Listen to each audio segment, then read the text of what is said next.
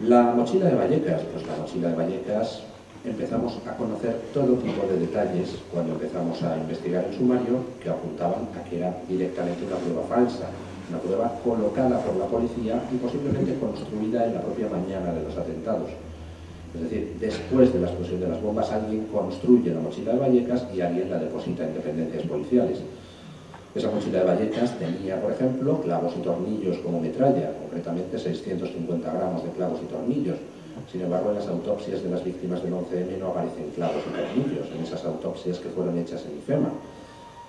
Esa mochila no fue vista por nadie en las estaciones, tampoco fue vista por nadie en el supuesto trayecto que siguió desde la estación del Pozo hasta la comisaría de Puente de Vallecas. Tampoco aparece en el listado de objetos de la estación del Pozo que se elaboró en la comisaría de Vallecas. Y sin embargo nos dicen que se encontró allí, no se sabe muy bien a qué hora, que se llevó al Parque Azorín, que allí se desactivó, no se sabe muy bien a qué hora. Un equipo de la policía científica que estuvo allí en el Parque Azorín no le dejaron fotografiar esa mochila, le requisaron el carrete fotográfico. Luego en esa mochila aparecen las pruebas fundamentales que permiten tirar del hilo y empezar a detener rápidamente gente. Esa mochila que no fue vista por nadie, esa mochila cuya composición no coincide debido a la presencia de metralla con lo que estalló en los trenes, resulta que además estaba preparada para no estallar. Era una mochila que tenía 2 cables sueltos, los terroristas no habían usado cinta aislante, lo cual es completamente inverosímil. Esa mochila usaba además un modelo concreto de teléfono, el Triumph T110, que solo da la mitad de la corriente necesaria para garantizar la explosión del detonador concreto utilizado. Además, en esa mochila, en el teléfono de esa mochila, se había incluido una tarjeta telefónica que era completamente innecesaria, porque para que funcione la alarma en ese teléfono no hace falta meter la tarjeta SIM, la tarjetilla telefónica, y resulta que esa tarjeta que no hacía falta se la dejan ahí los terroristas para que así la policía tenga las pistas necesarias para poder detenerles en plena jornada de reflexión. Pues es imposible. Además, supimos que al juez del Olmo se le estuvieron ocultando numerosísimos datos sobre esa mochila, se le estuvo ocultando una radiografía que se había hecho a esa mochila el 12 de marzo, durante 4 meses le ocultaron la radiografía, se le estuvo ocultando un informe de la persona que había estado a cargo de la inspección de los bultos en la estación del Pozo, se le estuvo ocultando durante 17 meses ese informe. ¿Por qué tanta manipulación? ¿Por qué tanta ocultación? Pues porque esa mochila es falsa, porque esa mochila fue elaborada por las fuerzas de seguridad y depositada en dependencias policiales.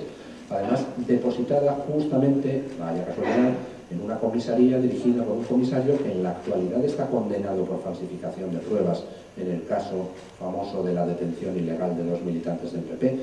Caramba, ya es casualidad que entre todas las comisarías de Madrid aparezca precisamente en la comisaría dirigida por ese comisario. Con respecto al coche Skoda Fabia, pues supimos también muchas cosas, como por ejemplo que ese coche no estaba allí en la mañana del 11M, no estaba en esa calle de Alcalá donde luego apareció 3 meses después. Ese coche Skoda Fabia, que era un coche de alquiler de la empresa Hertz, había sido robado el 28 de septiembre de 2003. Y nos dicen que es que, bueno, pues lo habrían robado los islamistas y lo habrían utilizado para la masacre, pero el 11M no estaba allí. ¿Qué hicieron los islamistas? ¿Volver después del 11M a depositarlo para que la policía encuentre las pruebas?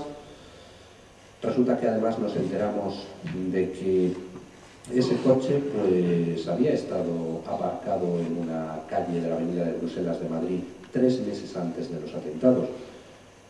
Y ese coche allí había sido multado y un portero de la zona se fijó y a un policía amigo suyo que hace de escolta de un juez que vive en las proximidades le dijo: oye, aquí hay un coche robado porque mira, tiene varias multas de aparcamiento, está en zona indebida.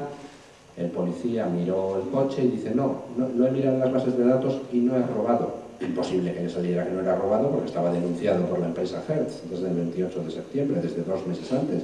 O sea, es imposible que a ese policía, al consultar las bases de datos, le dijera que no es robado. Pero el policía le dice eso al portero y al día siguiente desaparece el coche de allí. Y reaparece 3 meses después de los atentados en una calle de Alcalá. Pues hombre, eso a lo que suena es a que fue retirado por las propias fuerzas de seguridad del Estado, guardado en depósito y cuando hizo falta, 3 meses después de los atentados, lo colocan en Alcalá con las pruebas necesarias. La policía le presentó al juez un testigo falso para intentar convencerle de que ese coche había estado verdaderamente en poder de los islamistas. islamistas. Le presentaron a un chileno que reconoció haber robado él el coche en septiembre de 2003 y que dijo que se lo había vendido al tunecino, uno de los suicidas de Leganés, aproximadamente en noviembre, diciembre. Con lo cual, pues bueno, de cara al juez, todo explicado. Coche robado por el chileno, se lo venden al islamista y el islamista lo utiliza para el atentado. Problema, pues que en el relato de los hechos que le hizo al juez del Olmo, pues había muchas cosas que no cuadraban con el historial de ese coche, porque da la casualidad de que ese coche no solo era robado, sino que después ese coche robado participa en 2 robos que fueron denunciados en su momento, y las fechas que daba el chileno no coincidían con los tiempos de esos robos. Pero además hay un detalle muy curioso, y es que ese chileno le dice al juez que ese coche que le había robado pues era de color azul celeste, etcétera, etcétera. Bueno, cuando sale en los periódicos la noticia del portero de la avenida de Bruselas que había visto al coche ser multado varios meses antes del atentado, el portero es llamado a declarar ante el juez del Olmo y al portero le presentan las fotos del Skoda Fabia, donde se ve el color azul celeste, y se las enseñan y dice el portero, hombre, el modelo es ese, pero el color no, porque el que yo vi era el color gris plata. Entonces dice el juez del Olmo, a ver, que me traigan todas las fotos que hay del coche. Y al traerle el juego completo de fotos, resulta que es que pues había algunas fotos donde efectivamente el coche aparecía de color azul celeste, pero era por la luz. El coche era verdaderamente de color gris plata, como decía el portero. Y claro, si tomamos ahora el testimonio del chileno que presentó a la policía al juez y que decía que había robado un coche de color azul celeste, pues claro, nos damos cuenta de la jugada. Al chileno le dicen que diga que ha robado el coche, le enseñan la foto, el que ha robado es este. Y el chileno ve la foto y dice, ah, vale, color azul celeste. Y eso es lo que le cuenta al juez. Claro, era un testimonio falso. Pero cuando el escándalo estalló, pues no se le pudo volver a llamar al chileno en cuestión, porque la policía lo expulsó de España en aplicación de la ley de extranjería antes de que el juez del Olmo le volviera a tomar declaración. Cuarta de las pruebas del caso, el piso de Leganés. Pues la verdad es que el piso de Leganés yo creo que es lo que más nos engañó a todos. Y nos engañó a todos porque la simple suposición de que fuera una prueba falsa era en sí misma bastante increíble. ¿Cómo va a ser una prueba falsa si ahí se han matado unos tíos, si el piso ha explotado? Si, bueno, se habrán matado, los habrán matado, pero ahí, desde luego, alguien ha muerto. Bueno, pero empezamos a ver qué era lo que había pasado y empezamos a ver que había muchas cosas que no cuadraban. No cuadraba, para empezar, el hecho en sí de que esos islamistas se inmolaran ahí. ¿Para qué? Si no se inmolan en los trenes, ¿para qué se matan en Leganés?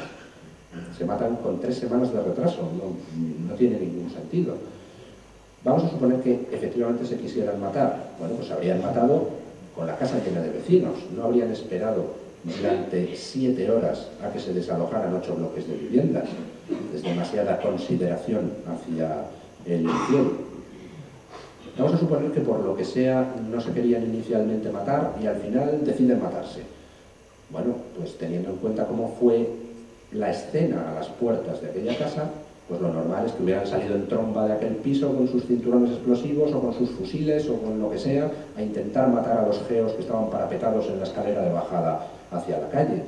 Pero en lugar de eso, no se matan en esa escalera, no se matan en el rellano del primer piso, que era donde estaba el piso en cuestión, no se matan en el recibidor, no se matan en el pasillo de entrada de la casa, se matan en una habitación interior del piso, de tal forma que solo mueren ellos y muere un geo por accidente, porque el geo no murió por consecuencia directa de la explosión, murió porque un fragmento de ladrillo le corta la femoral y además se da un golpe en la región occipital, pero no presenta, por ejemplo, los síntomas típicos de una persona a la que haya pillado un foco de explosión cerca, no presenta el pulmón reventado, el blast pulmonar que presentaban muchísimas víctimas del 11M. Es decir, el geo muere casi como accidente colateral, pero no hubo una intención directa de esos suicidas de salir a matar a esos geos. Con lo cual, 7 suicidas se suicidan para al final terminar matando a un policía y casi por accidente. Es completamente absurdo.